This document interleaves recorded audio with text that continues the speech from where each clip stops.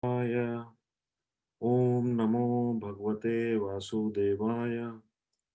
Om Namo Bhagavate Vasudevaya.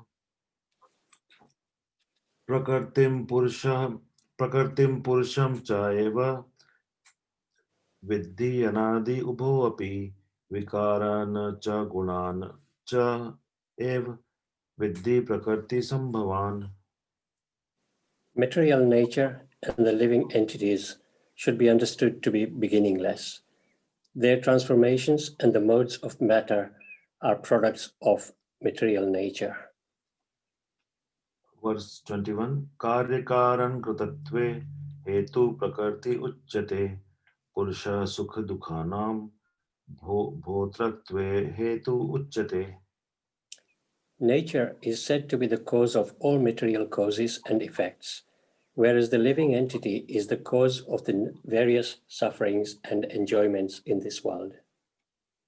Purusha Prakartisto Hi Bhukte Prakarti Jan Gunan Karanam Gun Sang Asya Sat Asat Yoni Janmasu. The living entity in material nature thus follows the ways of life, enjoying the three modes of nature. This is due to his association with that material nature. Thus, he meets with good and evil among various species. Verse 23 Updrashta Anumanta Cha Bharta Bhokta Maheshwara Paramatma iti chapi ukta dehe asmin Yet purusha in, yet in this body there is another, a transcendental enjoyer who is the Lord, the supreme proprietor, who exists as the overseer and permitter, and who is known as the supersoul. Verse 24 Ya evam veti purusham prakartim cha gune saha sarvatha vartamanopi nasa bhuyo bijayate. One who understands this philosophy concerning material nature, the living entity, and the interaction of the modes of nature is sure to attain liberation. He will not take birth here again, regardless of his present position. Verse 25 Dhyanen atmani pashyanti kechit atman atmana anye sankhena yogena karma yogena cha apare. Some perceive the supersoul within themselves through meditation, others through the cultivation of knowledge, and still others through working without fruitive desires. Verse 26 अन्ये तु एवम् अजानन्तः श्रुत्वा अन्येभ्य उपासते तेऽपि च अतिरन्ति एव मृत्युं श्रुतिपरायणः. Again, there are those who, although not conversant in spiritual knowledge, begin to worship the Supreme Person upon hearing about him from others. Because of their tendency to hear from authorities, they also transcend the path of birth and death. Verse 27 Yavat sangyayate kinchit sattvam sthavarjangamam kshetragya sanyogat tat viddhi bharatrishabha. O chief of the Bharatas, know that whatever you see in existence, both the moving and the non-moving, is only a combination of the field of activities and the knower of the field. Verse 28 Samam sarveshu bhuteshu tishtanantam parmeshwaram vinashyatsu avinashyantam yah pashyati sa pashyati. One who sees the supersoul accompanying the individual soul in all bodies, and who understands that neither the soul nor the supersoul within the destructible body is ever destroyed, actually sees. Verse 29 Samam pashyan hi sarvatra samasthitam ishwaram na hinasti atmana atmanam tadayati param gatim. One who sees the supersoul equally present everywhere in every living being does not degrade himself by his mind, Thus, he approaches the transcendental destination. Verse 30. प्रकृतेव च कर्माणि क्रियमाणानि सर्वशः यः पश्यति तथात्मान अकर्तारं स पश्यति. One who sees the supersoul accompanying the individual soul in all bodies, and who understands that neither the soul nor the supersoul within the destructible body is ever destroyed, actually sees. Verse 31. यथा भूत पृथक् भावम् एकस्थम् अनुपश्यति तथैव च विस्तारं ब्रह्म सम्पद्यते तथा. Sorry, which one? We are on 31. 31. So we go to 32 now. Okay. When a sensible man ceases to see different identities due to different material bodies, and he sees how beings are expanded everywhere, he attains to the Brahman conception. Verse 32. अनादित्वात् निर्गुणत्वात् परम आत्मा अयम् अव्ययः शरीरस्थ अपि कौन्तेय न करोति न लिप्यते. Oh, sorry, are they combined? No. So we finished 32, Prabhuji. Hare Krishna. Have we lost connection or something with Prabhuji? Okay, till Prabhuji join, I can read the English part as well. Okay, sorry. I don't know what happened there. Okay. Verse 32, Prabhuji. Those with the vision of eternity can see that the imperishable soul is transcendental, eternal, and beyond the modes of nature. Despite contact with the material body, O Arjuna, the soul neither does anything nor is entangled. So verse 33. Yata sarvagatam sokshamyat akasham na upilipyate sarvatra vasthiti dehe tathatmana upilipyate. The sky, due to its subtle nature, does not mix with anything, although it is all-pervading. Similarly, the soul situated in Brahman vision does not mix with the body, though situated in that body. Verse 34. Yata prakashati ekah krutsanam lokam imam ravi kshetram kshetri tatha krutsanam prakashati bharata. O son of Bharata, as the sun alone illuminates all this universe, so does the living entity, one within the body, illuminate the entire body by consciousness. Verse 35. Kshetra kshetagyo evam antaram jnana chakshusha bhuta prakrti moksham cha ye bhuta prakrti moksham cha ye viduyanti te param. Those who see with eyes of knowledge the difference between the body and the knower of the body can also understand the process of liberation from bondage in material nature, attain to the supreme goal. Om Tat Sat iti Srimad Bhagavad Gita Su Upanishadsu Brahma Vidyayam Yog Shastre Sri Krishna Arjuna Samvade Kshetra Kshetra Gyana Yogo Nama Trayodasho Adhyaya. Thank you. Thank you so Hare much. Krishna. Sandeep Prabhu, can I ask you a question? Yes, Mataji. So you were reading the Bhagavad Gita. What language is your Bhagavad Gita in? No, what? It's in Hindi or Yeah, I belong to Hindi belt of India, so and I so studied Sanskrit in school, so brilliant. Because what I notice is, I mean, even I belong to Hindi belt, but I read it in English. But what I notice is the people who read it in like the Sanskrit, the way the way your sentences, like the phrases are so different and it flows so nicely. So I just wanted to say you were reciting so nicely. Mataji, I do Sandhi Vichhed. That's what, because you know that's why. So that's why, the way you club the words together is different to how we do it. Like if I'm reading the English, then obviously I'm just reading the words like that, you see. So Okay, it's no, different. Mataji, I It was just very nice. Thank you very much. it's easy for me to speak that way. No, I have noticed that anybody who does that, like I think other people who read from the Gujarati books, or they also do the same thing, and it flows very, very nicely. So Yep. it's, thank you very much. Thank Hare you. Hare Krishna. All right. Thank you all of you for joining today.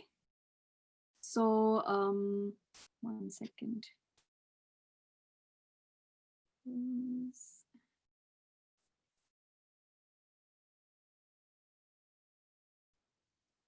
All right. So today we are going to be doing the summary of chapter 13. Before we start, let me just recite the prayers. Om Agyan Timirandasya Gyananjana Shalakaya Chakshurun Militam Yena Tasmai Shri Guruve Namaha.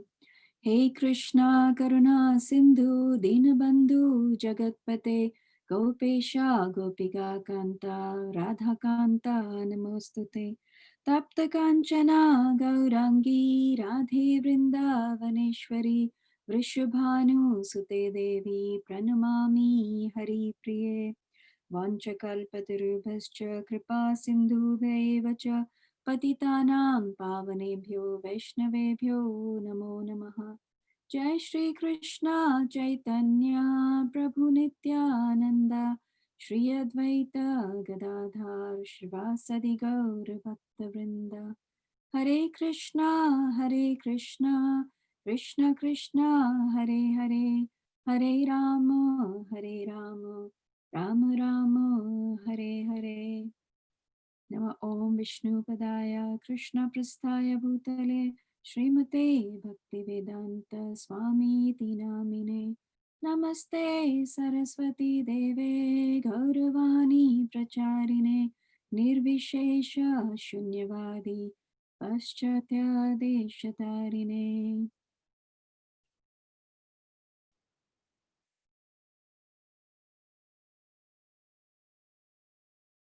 Okay, thank you. Thank you for joining, everybody.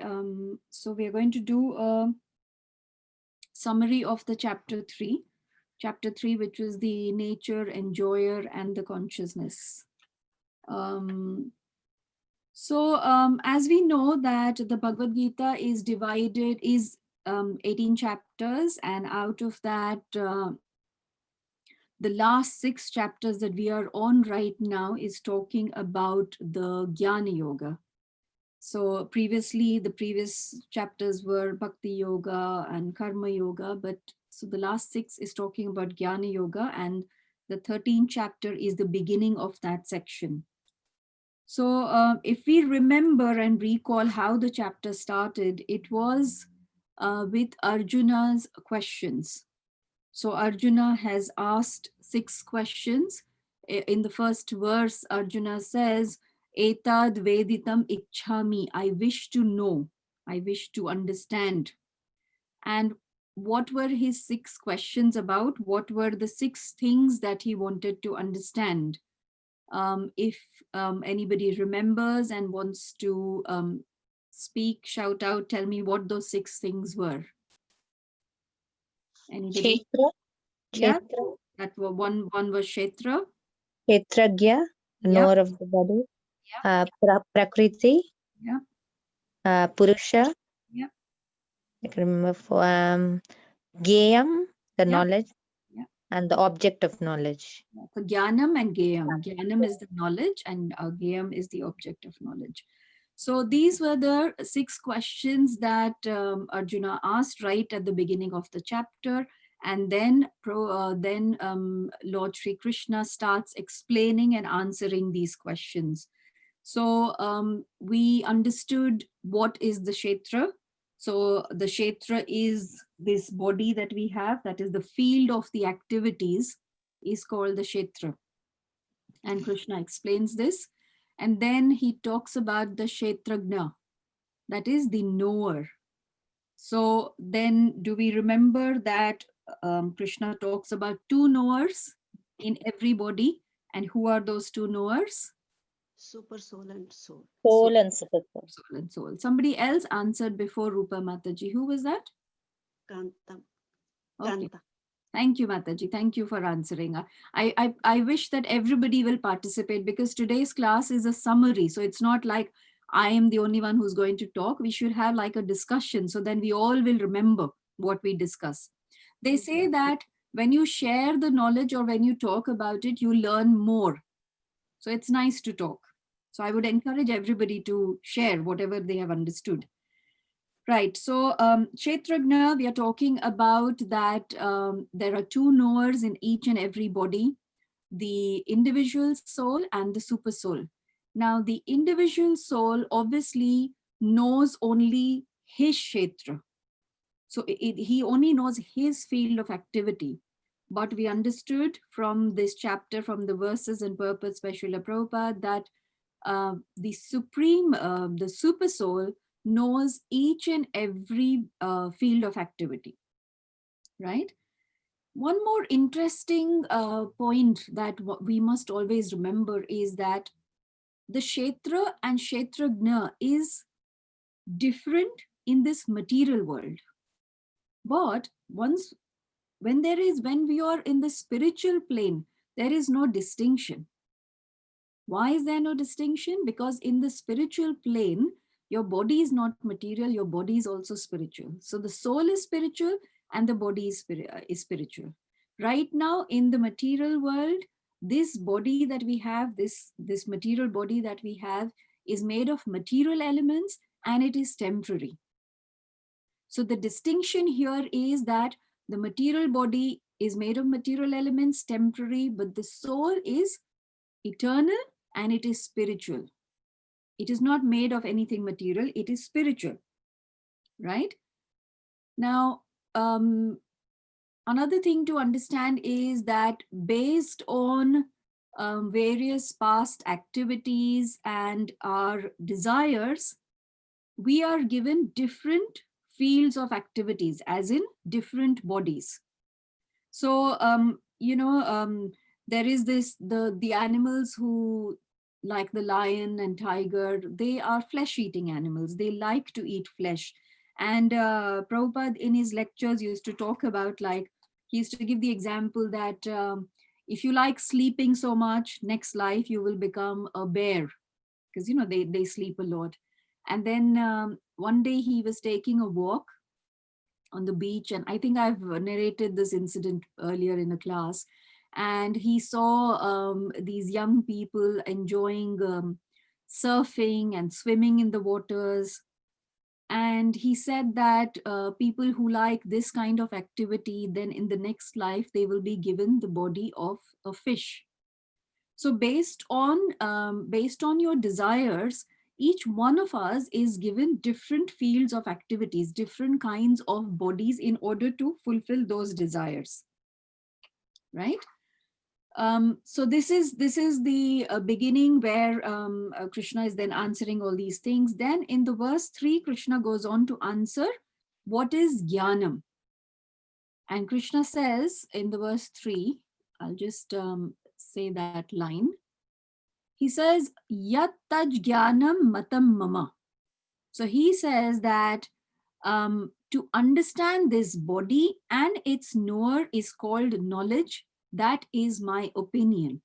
So in verse 3, it's interesting. He says, this is my opinion. And he talks about what is actual knowledge. So what is actual knowledge is to understand that I am not this body. I am the eternal soul who is in this body. And along with me, there is the super soul. So knowing these three things, the soul, the super soul, and the body, that is knowledge, right?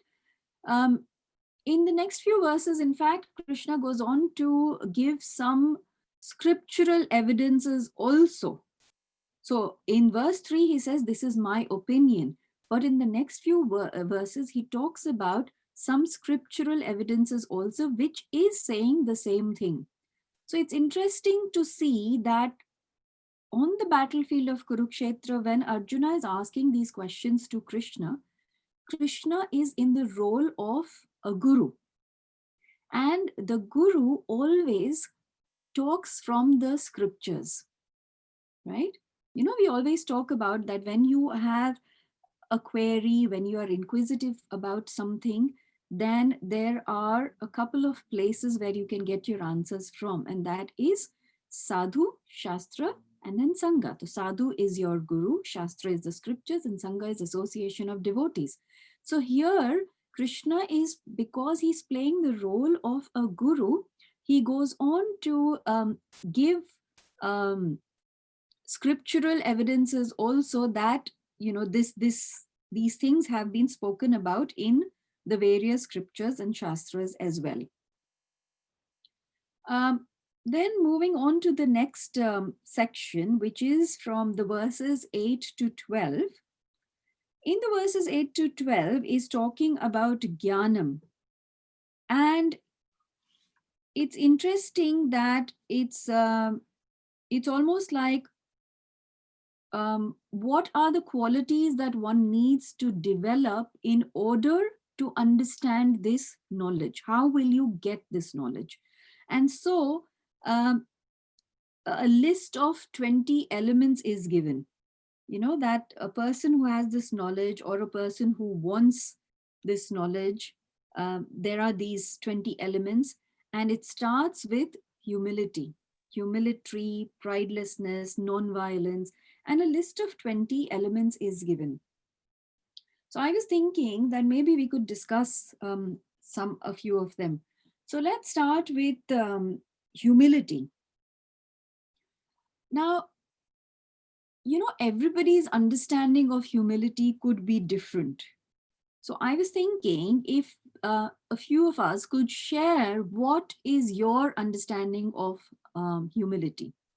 I would suggest that everybody don't speak at the same time, but if somebody wants to speak, please just say, unmute yourself and say. So what do you understand by humility?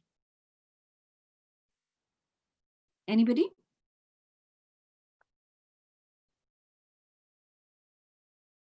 Oh, everybody is quiet. Hare Krishna. Yes.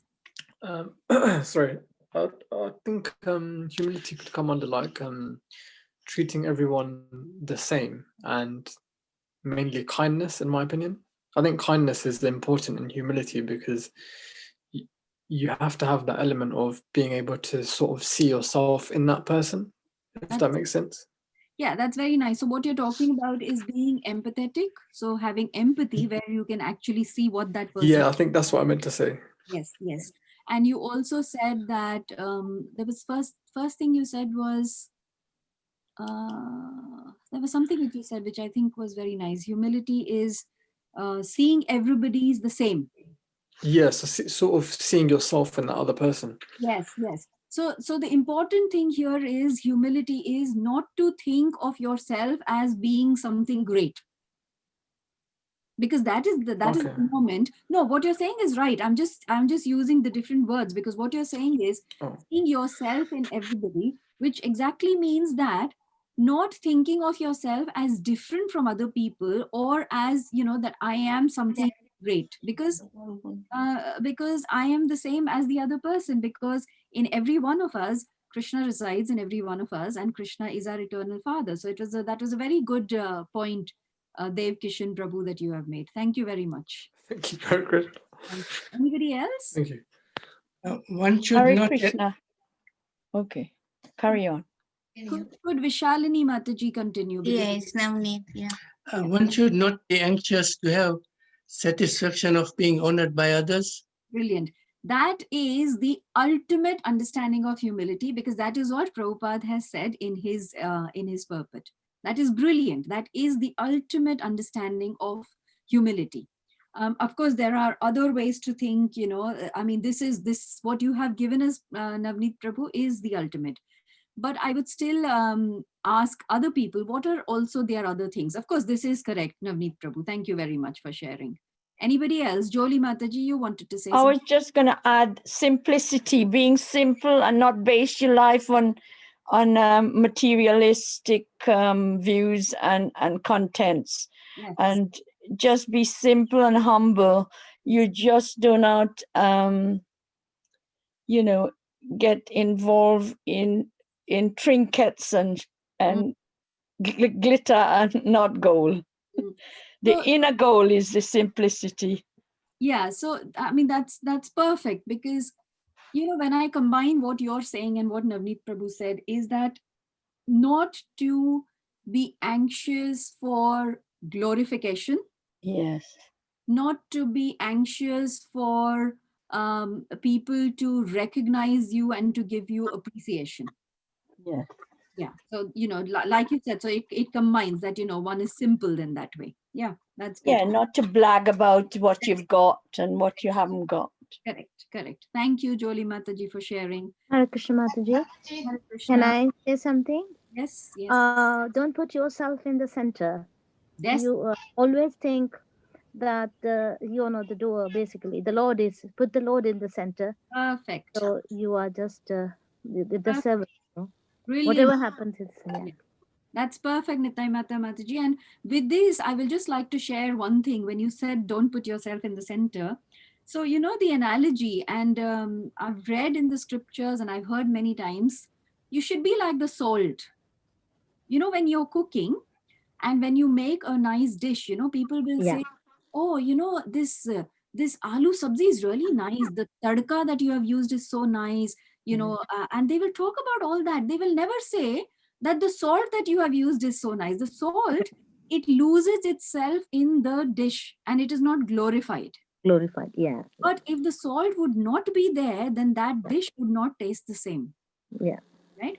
So humility is that you be, when you're doing something as a group or even as individually, recognizing that it's not me who is the doer, and even if I was not there, there are other people who would be doing this service the same way. So yes, I am contributing, but I am contributing along with so many others. I am not alone in this. And I would like to add one more thing. Always be grateful. Yes. Yes. For whatever happenings, and because as you said, there are others to do it. Yes. It's not. Yeah, you are not. Yes, that's good. That's good. Thank you very much. Okay, now, sorry. Yes, Pooja Mataji. Yes. Just expanding on the first one, that treating everybody as simple, as you, same as your level, or you think yourself even lower than them. And this includes people whom you don't get on well as well, including your enemies. So no discrimination there at all between different people, classes of people. Yeah, that's very good, Pooja Mataji.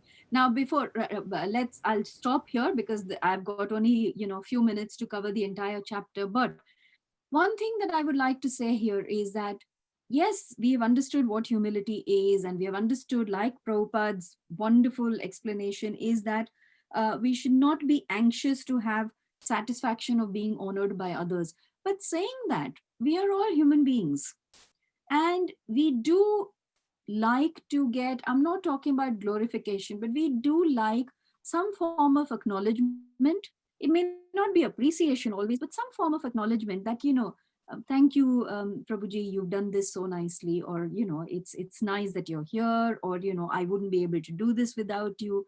So that's okay. I was listening to one lecture by Brahmachari from Chopati, Vraj Vihari Prabhu. And he said that in the beginning of his Krishna consciousness, actually, he asked this question, and he said that, yes, we talk about humility and we say that we should not expect glorification, but I do want it sometimes. I don't want glorification, but I do want acknowledgement.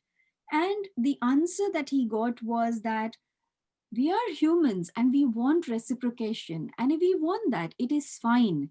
But real humility is that even if we don't get it, we still continue with our service. So the point that he was making, and which I understood, is that we don't do anything for the appreciation. We do it because we want to do it. And as a side, if that comes to us, then that is good. Like Prabhupada was explaining that, all these yogis and other learned people, gyanis, want liberation. But people who are bhaktas, who are devotees, liberation is a side thing which comes to them anyways. So like that, when you're doing your service, appreciation or acknowledgement is a side thing. You're not doing it for that. You're doing it for the love of Krishna, for your where you get so much satisfaction by doing this service. So that also is humility, right? So anyways, there are so many other qualifications like non-violence, tolerance, simplicity. Now, interestingly, all of these qualifications, even a jnani can have all these qualifications. But there is one point where it says, the 16th qualification, where it says, Mai Chananya Yogena Bhaktir Avya Vicharini. That is, constant and unalloyed devotion to me with undeviating attention. Now, the thing is over here that exclusive devotion to Krishna is the special qualification of devotees, right? And once you become a devotee, then the other qualities will automatically manifest. When you start thinking of Krishna over and above yourself and anybody else, isn't it true that humility will develop on its own? Tolerance will develop. Cleanliness will come. So the point is that once you realize and once you accept Krishna to be the supreme, Krishna to be the object of glorification, then it automatically you will realize that there is nothing you need to be or you should be proud of or you want glorification for. And so all the other qualities will then follow. And that is why Prabhupada, whether the chapter is about Gyan or whether the chapter is about Karma Yoga, he always talks about the importance and the superiority of Bhakti Yoga. So it is so important for all of us as practicing devotees to understand that Bhakti Yoga is the supreme and how we all should come to that stage where we can perform devotional services. So that's that. And then the other thing I was thinking about is, when we talk about Bhakti Yoga, yoga is combination, or yoga is, relationship.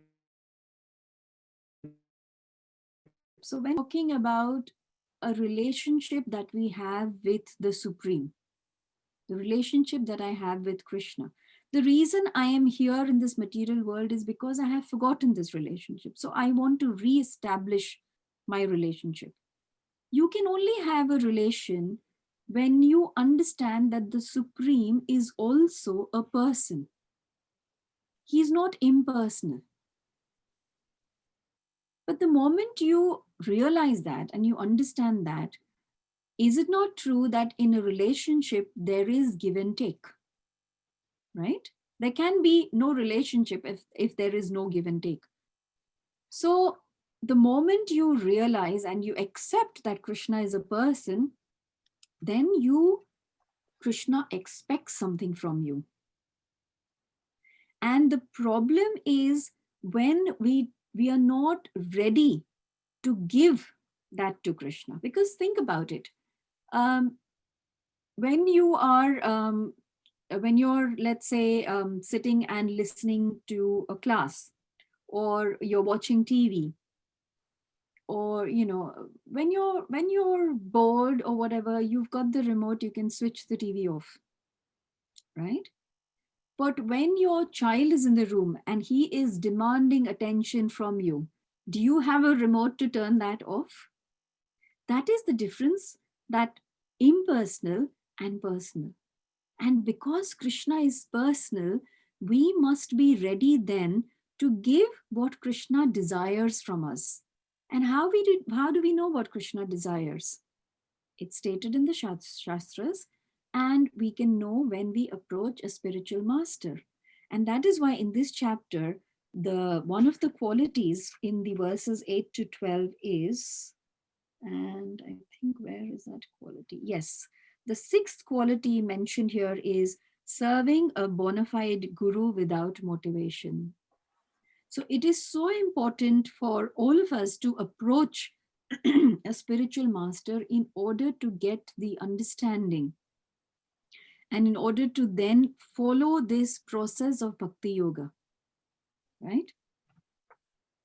Okay, the next point that I wanted to make was that Krishna is previously also, he has said this and he's saying this again in this chapter, that I am present as the super soul in everybody's body. Now think about this. The moment you realize that you are not alone, let's take a very mundane example. You know, when we are at, let's say, a wedding function, and you're sitting and having the, you know, the lovely prashadam after the wedding and whatever else. The moment you see a camera that is recording you, you become conscious because you think, oh, you know, somebody is watching me. You become conscious, you become alert, about how you're sitting, or you know, how you're eating. I think that would be true for everybody. You become conscious. Imagine this, that Krishna is with you 24/7. So the camera is on 24/7, right? Knowing that Krishna is with you, remembering that, should then impel you to be completely honest with Krishna. Because you cannot hide anything from him. There's nothing that you can hide from him. You may be able to hide from the world, from the outside world, even from your own family members, you know, your thoughts or what your feelings, but there is nothing that you can hide from Krishna. And that is good, because then that relationship is honest and open, because you are opening your heart out in front of Krishna. So many times it is advised that when you go to the temple and you see the deities, you know, you generally, what happens is, I'm not talking about devotees, but generally in many religions, we think of God as order supplier. So we go to the temple and we pray, you know, I want this, or I need this, or you know, one must stop thinking of Krishna as being the order supplier. He's not somebody who is there to give you what you want.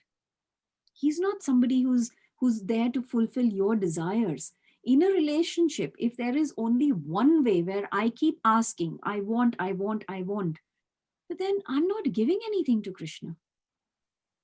So then that is not a two-way relationship. And eventually then that will break. I'll give you one example. You know, it happens that when you're about to do something that is not right, somewhere you hear this, that, you know, I should not be doing this. I should not be, you know, this is not right. Now, who is saying this? This is your super soul. Some people call it conscience, but it is your super soul actually. When you stop listening, you know, over a period of time, over some years and whatever, you stop listening, then the super soul will stop speaking. Actually, the super soul doesn't ever stop speaking, but the point is that you are not able to listen because that relationship has broken down. So humility is also being honest. In one of the lectures, I heard that many times we talk about what is surrender, you know, surrender to Krishna. What does it mean? Surrender to Krishna means being honest with Krishna, being honest and open with Krishna. Humility also means being honest with Krishna. Why I'm stressing so much on this point of humility is because in our acharyas, all our previous acharyas have said that if you want to make any spiritual progress, then the most important quality is humility. To be humble, to know and to realize that there is nothing that belongs to me. There is nothing that I can do on my own. And everything is Krishna, and glorifying Krishna always. It's so subtle because sometimes even great scholars and gyanis who have read these scriptures still don't understand it. Like an example I will give you, I heard this when Prabhupada was in the Kumbh Mela, and people who know about this and who've grown up in India or heard about it, you know, in the Kumbh Mela you have many different religious bodies taking part. So all different sampradayas, and then they have the leaders of the sampradayas being allowed to go for the first bath in the Sangam. And there is a huge procession, and the leader is taken on the elephant, and with, you know, musical instruments being played and all of that. So some of the disciples of Srila Prabhupada, this was in 1977, they said to Srila Prabhupada that we also want to do this for you. We want to take you on the elephant and, you know, for the bath in the Sangam. And Prabhupada said, no, no, we will take Radha and Krishna, you know. So always understanding that the real glorification should be of Radha and Krishna, that is also humility, right? Anyway, so these were the verses from 8 to 12. I'll try and go quickly now, the next few verses. So from 13 to 19, Krishna is then describing the object of knowledge. So the real object of knowledge, we've already discussed that, is the understanding the soul, understanding the super soul, knowing that the Paramatma, the super soul, the Supreme Personality is with us at all times. And then Krishna further goes on to explain the qualities of the super soul. And if you remember these verses there, this verse, I think, I remember it because I'd done this verse here, where it says, Sarvata Panipadam Tat. Everywhere are his hands and legs, everywhere are his eyes, heads, and faces. So it says that super soul is everywhere. It says, Bahirantas Chabhutanam, he's outside and inside of all, moving and non-moving. And it says, Acharam Charam Evacha, he moves and he doesn't move. So the qualities of the super soul are being described. And I'm sure that the other great speakers who have spoken about these have very nicely covered this, and we've understood this. So Krishna now has given us the answers to Kshetra, Kshetragya, Jnanam, and Neyam, the object of knowledge.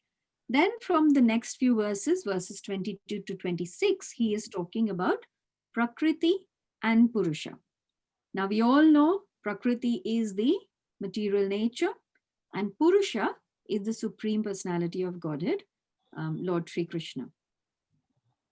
Now, it's what is important and interesting to understand here is that Prakriti, the material nature, is always controlled. It cannot ever act independently on its own. And the controller is the Lord. Sometimes Purusha is also used for for us, the Jivas. The reason being that we also want to be controllers, but we are obviously not the supreme controllers. Yes, we are able to control small things around us, but we are not the supreme controller. But the controller is the Supreme Lord, Purusha. So from 20 to 26, it has been explained about the role of Prakriti, how the Jivas have come into this material nature and how they have got entrapped in this material nature. And then it talks about the Purusha, who is the overseer, and in fact he is the permitter of all the activities of the Jiva. In verse 24, Krishna says that he who knows about Prakriti, Purusha, and the modes, the gunas, will surely attain liberation from repeated birth. So if once we understand this, then we will attain liberation from this repeated birth. So now all the 6 questions have been answered. Then verses 27 to 35 is the description of the Jnana Chakshu, the vision of knowledge. So over here, it's being explained how because of the combination of the Prakriti and Purusha, all of this material activities are there, and all of these are the various, the Jiva who's trying to control the Prakriti, and they mutually get entangled, they bind themselves up, and and then that bit is actually explained.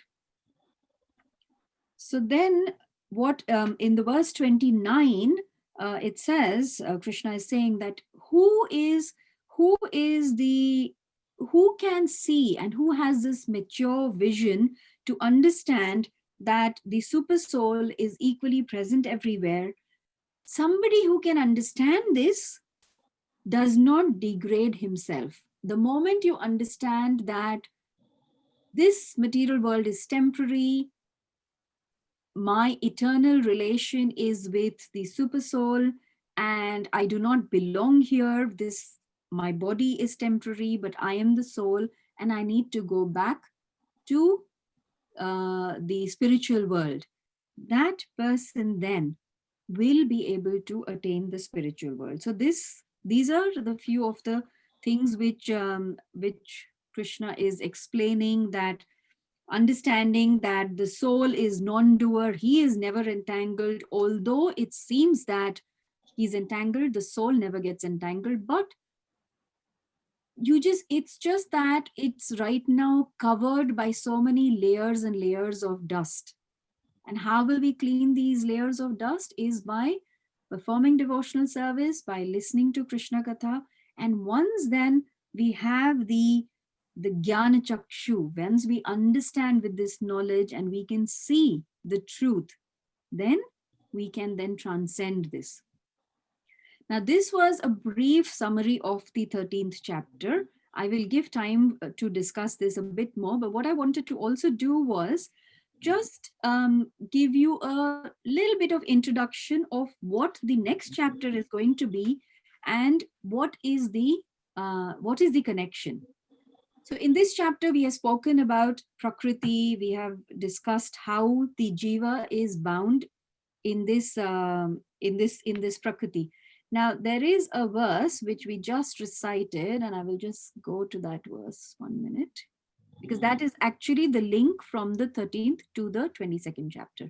That is verse 22, which says, Purusha Prakriti Stohi Bhungte Prakriti Jan Gunan. Karanam Gunasangasho Sad Asad Yoni Janmashu.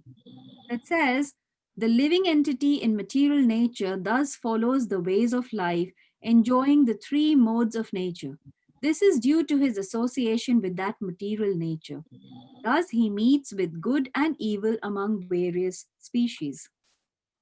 So, because we have now come in the association of the material nature, and it says over here that thus he meets the good and evil, the 14th chapter goes on to explain about the three modes of material nature. That is going to be our next chapter.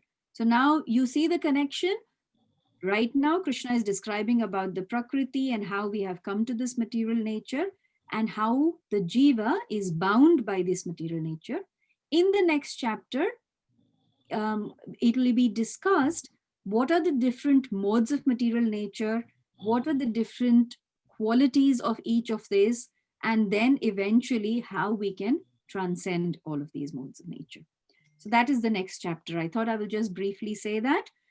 One last thing before I end this presentation is another point about humility, which I think is very, very important for all of us to understand. And I think we all are already doing it.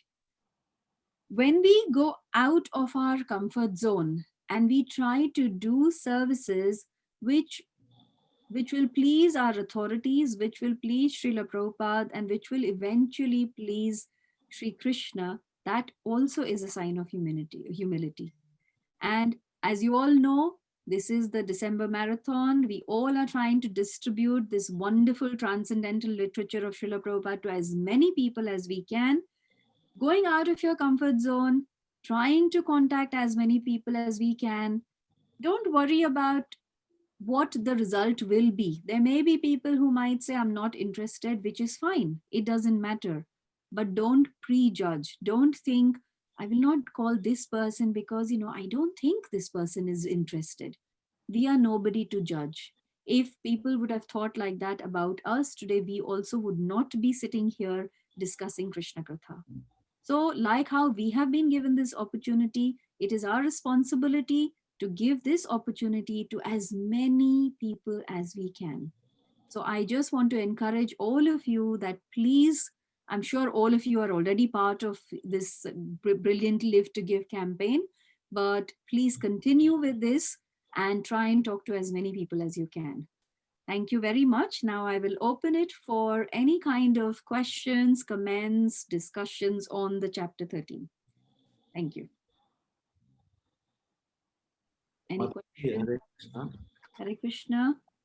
I had a wonderful realization recently Yes, Sandeep. about humility. Yeah. I was finding that I was an easy to anger person, or at least easy to get irritated with. Yeah. I felt was general of the world. But then I realized that when everybody has the same soul and super soul, then if I'm hurting somebody, then I'm hurting Krishna. Brilliant. Brilliant, Sandeep Prabhu, brilliant. It's amazing that you're realizing this. I wish I could have 1% of your realization. Thank you for sharing. And then I thought, if I hurt somebody that I make them cry, then I'm making God cry himself. How can I do this? And How nice. And that's when the penny dropped. And I became Brilliant. much calmer. Thank you for sharing, Sandeep Prabhu. Thank you. Krishna says, so many places Krishna says that if somebody insults me, it's okay, but if somebody insults my devotees, I will not tolerate it. So if somebody makes my devotee unhappy, I will not tolerate it. So this is such a brilliant realization, and I hope that we can practice it.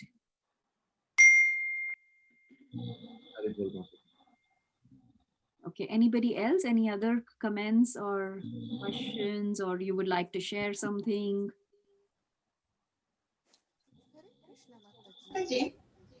Sorry, one second. There is somebody who's speaking, but the voice is very faint. Pooja Mataji, hold on 1 minute. Yes, Mataji, I can't see your name because it says iPhone. Can you hear me? Very, very faint. Go on, I'll try. If the super soul is in everybody, there's so many of us. So can he be in everybody? So the problem is that we try to limit Krishna. Krishna is unlimited. With our material senses, what we are trying to do is our understanding is limited. So because I think that I cannot see beyond this wall, the wall is there, I cannot see beyond this wall. Does that mean that Krishna also cannot see? I cannot travel from here to there in split second. Does that mean Krishna also cannot travel? But that is the thing. Our understanding is limited. But when you read the scriptures and Krishna explains himself that he can be everywhere at the same time. You know the story about in Dwarka when he was married to 16,108 wives. So Narad Muni one day came to visit Krishna in his palace. And he went to one palace and he saw Krishna, he was playing with his children there. He went to another palace and he saw Krishna that he was having lunch with his wife. He went to a third palace and at that time Krishna was discussing the ministerial affairs with all his ministers over there. So the same Krishna can expand and be, he is unlimited. He is with each and every one of us as the super soul. And he says that himself in the Gita. So that understanding will come when we listen to our acharyas, when we read the shastras. It will not come with our material understanding, because with that, we limit everything. Obviously, my understanding is if I cannot do this, how can somebody else do it? But that is not how we understand the Supreme Lord. I hope that makes a little bit of sense. Yes, I remember as a child, my mom said, you always welcome the guests because that could be God in them. Yes. You know, and obviously at that time I was small, but that was the value she gave me. Always to be nice to anybody that comes to your door, because that could be a God's form coming to you. So, Exactly. you know, it gave me that good value as I grew up to be nice to everyone. Obviously, you know, I am not perfect, I'm not 100%, but that little value is inside me. Yes, so Mataji, carry on that to expand it to reach where Sandeep Prabhu today shared his realization, that realizing that if I'm hurting somebody, then I'm hurting Krishna, because Krishna is in everybody. It's a wonderful realization shared by Sandeep Prabhu for all of us to learn. Okay, I think Pooja Mataji wanted to say something. Yes, sort of further to what Sandeep Prabhuji said, but it's in the opposite direction. We see Krishna as a super soul in everything, but we try to treat everybody simple, try to be good to them, but there are people who hurt us all the time. Yes, so we try to be pardoned to them and say that no, Krishna is there, he's acting by his material nature, he is like that. So how can we overcome that negative feeling, especially when these people are part of your family?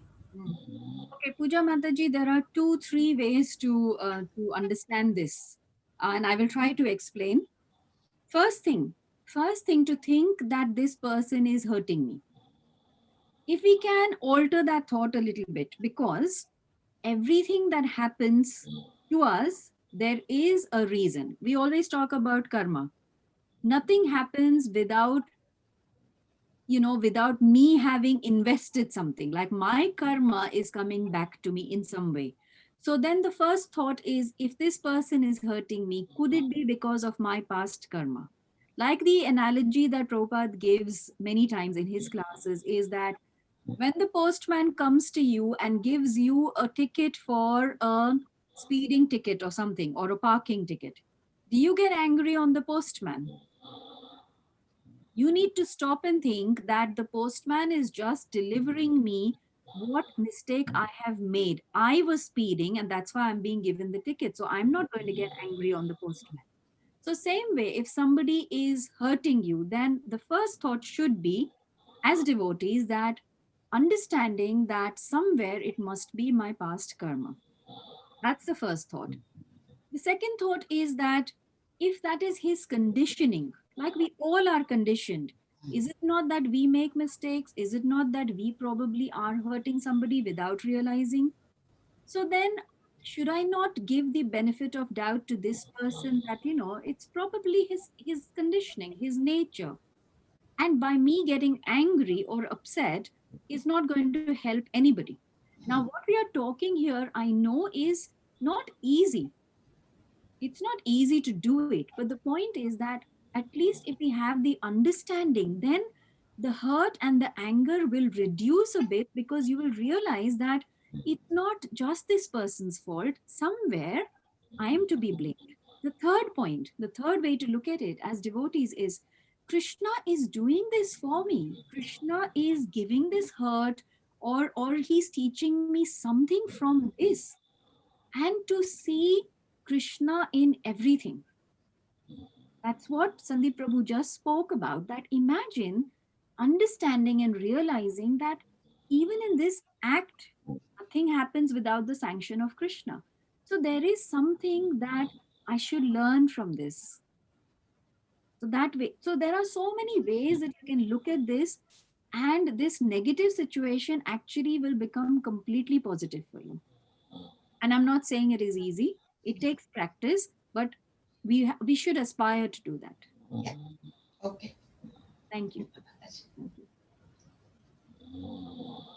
Anybody else? Anything?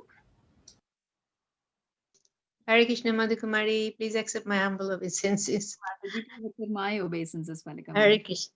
You're so quick to giving that example. You know how you quickly gave the example of when Krishna, Narad Muni went there and he saw Krishna doing so many things at the same time.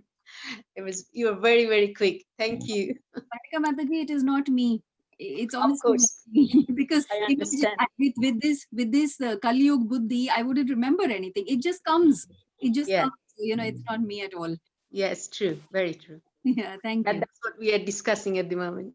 Yes. Everything Krishna gives. Thank you so much. Haribol. Thank you. Anybody else? So, Mataji, we all go to the spiritual world when we die. So, what about these people who don't pray and they eat meat and things like that? Do they go to the spiritual world as well? To me, spiritual is all bhakti, praying, that sort of being the good person. Okay, Mataji, I don't get your name. Can I just ask your name, please? Meena. Sorry, I'm using my phone because my laptop is that's broken. fine. Mataji. Okay. First of all, first point that you made is that we all go to the spiritual world is an incorrect understanding, because we don't all go to the spiritual world. We don't. Okay. That is the whole idea, that we have to strive to go to the spiritual world. You can't just go to the spiritual world. Okay, okay. See, and that is why we are talking about, and the Bhagavad Gita, Krishna is explaining that a person who performs bhakti, who performs devotional service, then there may be chances of him elevating to that stage where he may one day go to the spiritual world. It's not that we will go straight away right now. We have to come to that stage where we are completely pure. We have no envy, no anger, no greed. Then we will go to the spiritual world. But right now, the process that Prabhupada has given us, he's given us this process of devotional service, and we must all start performing this. And then eventually we will be elevated to that stage. Now, when you talk about people who are not praying or who are meat eaters, so then, like we just discussed, that based on your karma, based on your, sorry, I'm just going to mute everybody. Is that okay?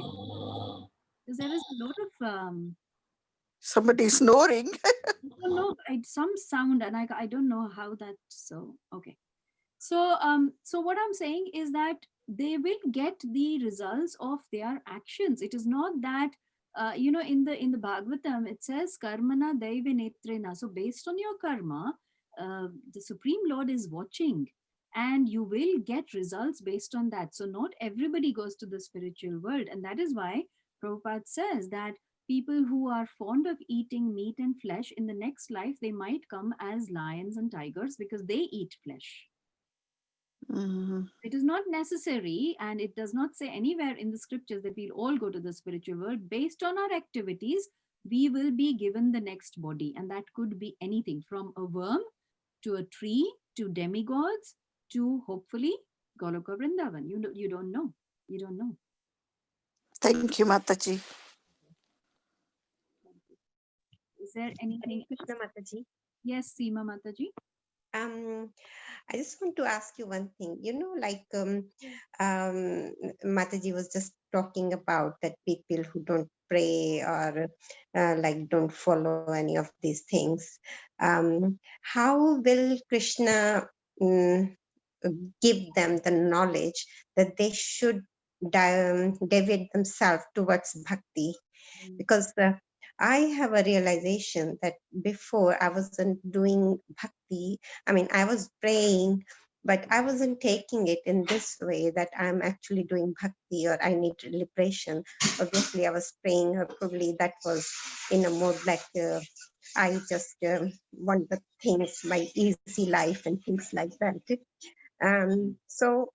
But one day I just realized that yes, bhakti is for my liberation, and I should do non-fruitive bhakti. So in the same way, I just think that Krishna is very merciful. So one day he will definitely give some kind of knowledge to other people who are not in bhakti, so that they start and think of bhakti. So how would you just say that? How will Krishna be giving them this knowledge? Okay, thank you, Seema Mataji, for your question. So you will see when we read more of the Bhagavad Gita, you will see that there is something like a ladder, like steps. Everybody is at different steps, like somebody who, like you're saying, is an atheist or who does not believe in God, or is animalistic, he's probably on the lowermost.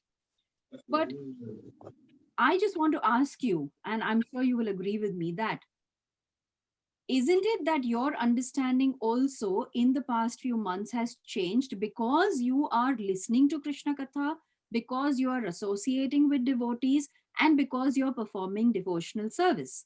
Now, that happened because you took the step of, saying, okay, I want to do some service. I have time. Let me go to the temple and do some service. So like that, with everybody, it says that, if you are fortunate, you will get the association of devotees. once you get the association of devotees, they will talk to you about Krishna Katha, they will explain to you about this supreme science of self-realization. And if if the fruit is ripe and ready, like how they say on the tree, when the fruit is ripe, it'll fall. If it is not ripe, it'll not fall. Like they also say that if your heart, when a farmer, he has to sow his food grains, he has to first do that, what's that called, plowing the field, watering it, making it nice and soft. So your heart needs to become like that. And then when your heart is ready, as soon as the first thing you will hear, and you'll think, oh my God, this is what I wanted to hear. It does happen to everybody. We are all at different stages. But Krishna is so merciful that he will see and he will send his representatives. It says in one of the lectures that I was hearing of the Srimad Bhagavatam, it says that Krishna is so merciful that he constantly comes himself in different avatars, but he also sends the scriptures. He also sends spiritual people, gurus and acharyas. So there is shastras, there is gurus and devotees with whom you will interact, and then you will learn this. So it will happen. And that is another reason why, Seema Mataji, we are so anxious to distribute this knowledge, because only by reading Prabhupada's books will people understand. By me talking here to 45 people, once you go home, you might forget what I'm saying. But once you have the book and you read the book, then that understanding will be there with you always. So that's how it happens. Okay, thank you. Thank you. It's 53, just 10 minutes to 9. If there are any more really questions, somebody wants to really ask me something, or we can stop here. Hare Krishna, Madhu Kumari. Sorry, it's not just my understanding of how people can come gradually to Krishna, because everybody is Krishna's part and parcel, and as you've been explaining, there's a devotee in the America now. He's teaching in the, him, he's Radharaman Prabhu. His father, when he went to Mexico, he was living there, and he was given Srila Prabhupada's Bhagavad Gita on the street. He never looked at it. He left it in his shelf many years. Then he went back to India. He got married. Then his wife came, and then suddenly when she was expecting, she just noticed the Bhagavad Gita. She started reading, and he said, oh my God, this is such a knowledge. I want to read all Srila Prabhupada's book. She got all Srila Prabhupada's book. And so there is also Radharaman, how he is now, teaching the Bhagavad, and both the children of our children both graduated from Cambridge University with the religious study, and how Krishna comes to people's lives. So it's a gradual process. This is my understanding also. Yes, gradual process. Yes, thank you. Right. Yeah, it's a gradual process. So right.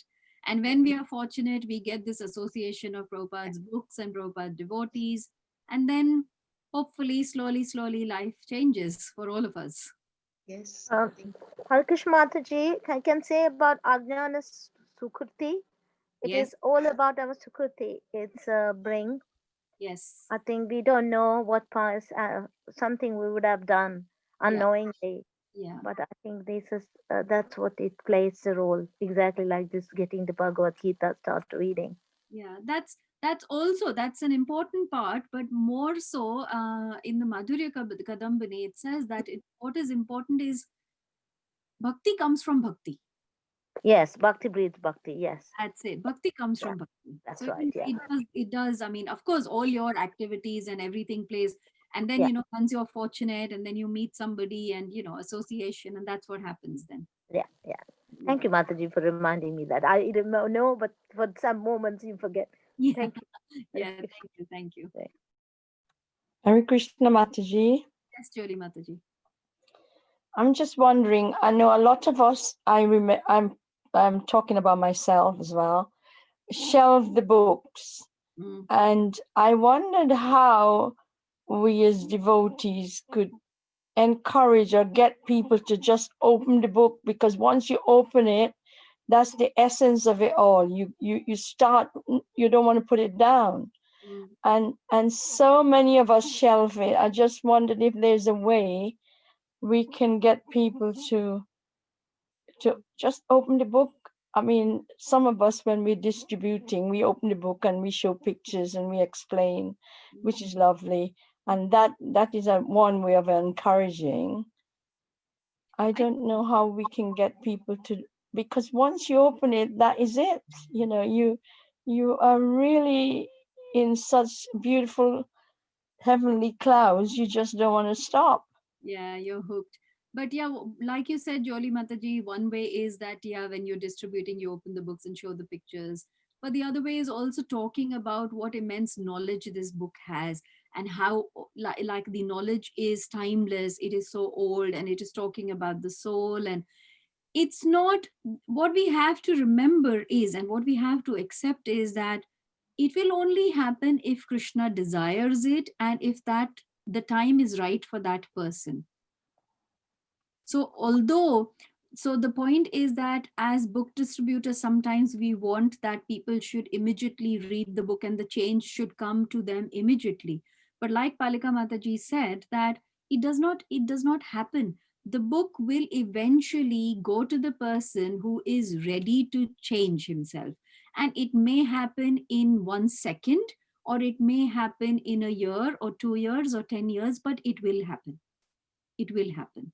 So our thought should be that we are instruments. We will distribute the books. We will distribute Prabhupada's transcendental literature, and Prabhupada will then act when the time is right. Yeah. Is that? Do you agree, Palika Mataji, with what I'm saying? If there's anything you want to add, please. Yes, definitely. What you said, it's correct. Yes, Krishna also have to desire. When that soul is ready, Krishna will give the knowledge, because eventually whatever we do is super soul doing. We are not doing. He's the one who is giving sanction. Sanction. Yeah. So yes, thank you very much. Yes, that is what I would. Thank you. Thank you, Mataji. Thank you.